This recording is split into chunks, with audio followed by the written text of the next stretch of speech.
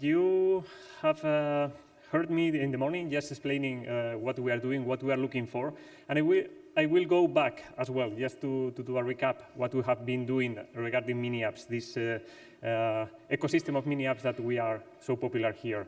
As I mentioned in the morning, these super app platforms that they are really popular here, and they are inspiring many companies outside Asia. And one of the ideas we had from the beginning, or the Chinese community had from the beginning, was this alignment with the web standards. This only platform that is running in all the devices, and how to make possible developing one mini app for one of these platforms and being able to distribute to the rest of the platforms. That was impossible at that time. And it's, it's one of the challenges we already have. But this is very important, having the alignment with the web technologies, the progressive web applications and the ecosystem of the web standards. So all started in 2019 with the Chinese Web Interest Group proposing a new way to standardize this ecosystem of applications, very popular here, and trying to solve these challenges of distribution, coding once and replicating in all the platforms, the security problems, how we can increase this quality. Some of the members listed here, like Alibaba, Baidu, Intel, Xiaomi, Huawei, and China Mobile, developed the first white paper explaining why this new set of standards could be or should be necessary in the ecosystem, and how we need to align with the web. So it was the first time I heard about MiniApps at that time, and so totally new for me. Some months later, the MiniApps ecosystem community group was launched with many other members interested in exploring the topics.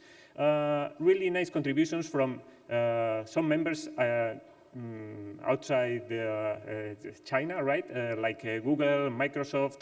They did really good contributions, exploring the possibilities, trying to find this convergence with the web, the standard technologies, and during the process in between 2020 and 2021, the idea of creating a formal working group for defining these standards were created. So in January 2021, this MiniApps working group was created.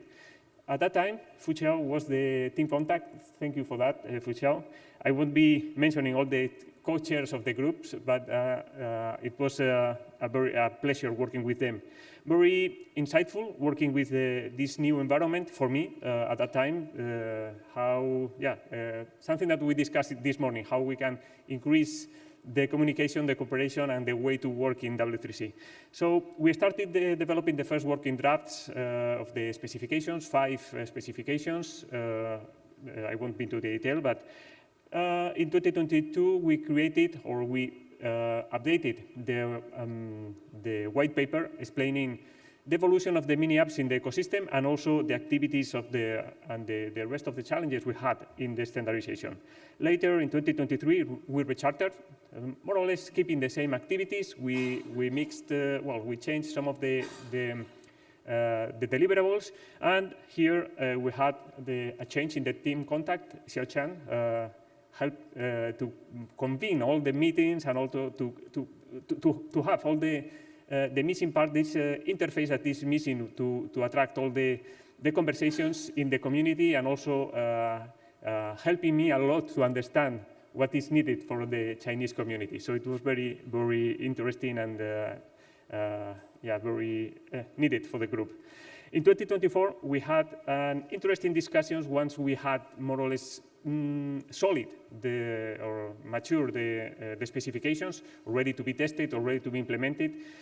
We had interesting discussions with the community, with the tag, and we had a horizontal review, in-depth horizontal review about accessibility, internationalization, privacy, and security, and we had a red flag in security. Why? Because something I mentioned in the morning, it's a new security model. Something new is not compatible with the web, so it was something that we needed to discuss in detail.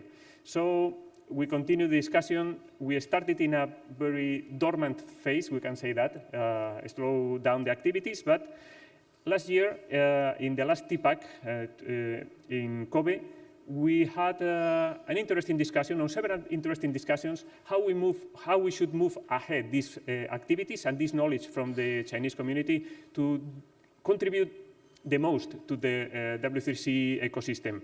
And it was really, really interesting to discuss with the community and having so a good alignment with many other different stakeholders in this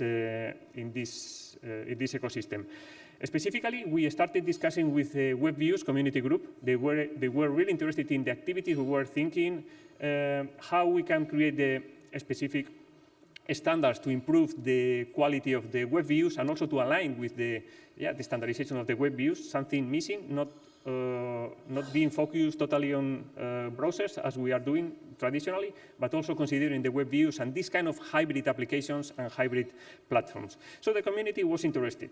We discussed the challenges we are solving about the distribution, lifecycle, addressing, how to create widgets for the desktop, for instance, of the different operating systems, and how to make the most of the accessibility for these small applications that are not really the web. So we don't have the universality of the web. So these are the main challenges we are trying to solve. So this could be, as I mentioned in the morning, this could be the next step for the future contribution to some other activities, like improving the quality of the web views, the standardization of the web views, these AI-generated UIs as well, part of the conversations. So this is something that we can do from the community. So the knowledge from the Chinese community, especially from these hybrid applications, evolving from the concept of the MiniApp to embedded web app, improving the quality of these web views, creating a new security model, perhaps for this distribution of the applications and the new needs, the needs we have right now, and how we can contribute, how we can make the most of the knowledge of the Chinese community and the contribution to the web standards. Thank you.